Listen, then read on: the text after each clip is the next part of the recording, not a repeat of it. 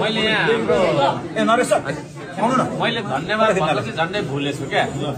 ल त्यही त अब यो ठिकै छ उभिएर नरेश सर आउनु न। हाम्रो अब उहाँले नगर प्रमुखै भनिराख्नु भएको छ अहिलेसम्म म नगर प्रमुखै छु हाम्रो उपप्रमुख थियो तपाईँको नरेश सर वडा अध्यक्षज्यूहरू कार्यपालिका सदस्यज्यूहरू होइन कर्मचारी सबैजना साथै पत्रकार र अन्य सबैजनालाई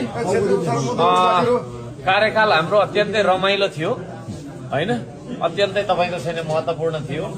अत्यन्तै बिजी पनि थियौँ हामी र हामीले चाहिँ नि अब अलिक कडा खालकै पर्छु कि क्या जस्तो लाग्छ सबैले त्यसै भन्छन् त्यस्तै त होला नि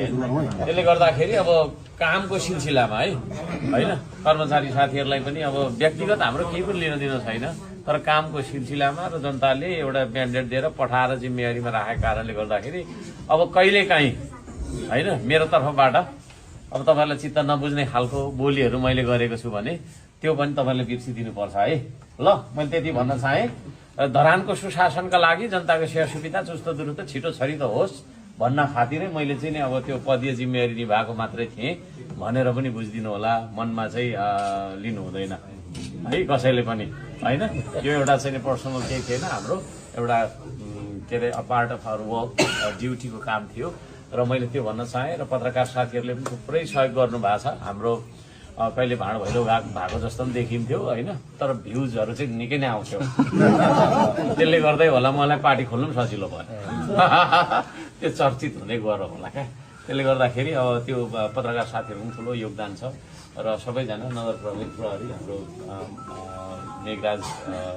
सर लगायत सबैजनाले साथ सहयोग गर्नुभएको छ र शाखा महाशाखा सबैजना कर्मचारीहरूले साथ सहयोग गरेर राम्रो चलेको छ र चाहिँ नि मलाई विश्वास छ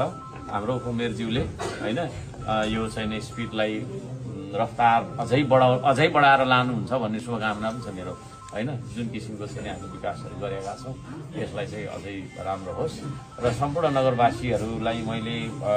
मिडिया मार्फत भन्नुपर्छ अब त्यस्तै हुन्छ सोचे जस्तो नहुँदो रहेछ 84मा हो होइन सबै फुल काम गरेर म चाहिँ निस्किनु पर्यो भन्ने सोच विचार थियो मेरो तर 82मै आन्दोलन भइदियो आन्दोलनको कारणले गर्दाखेरि अब यो अनावश्यक तपाईँको चाहिँ नि अप्रत्याशित अनावश्यक भन्दा अप्रत्याशित जुन परिवर्तन भयो त्यसको कारणले गर्दाखेरि चुनाव भयो त्यो चुनावमा चाहिँ भाग लिनुको लागि अब यहाँ दुईटै साइकल एकैचोटि दुईटा साइकल कुदाउन सकिँदैन भने जस्तो दुईटा पदमा एकैचोटि बस्न नमिल्ने भएको कारणले गर्दाखेरि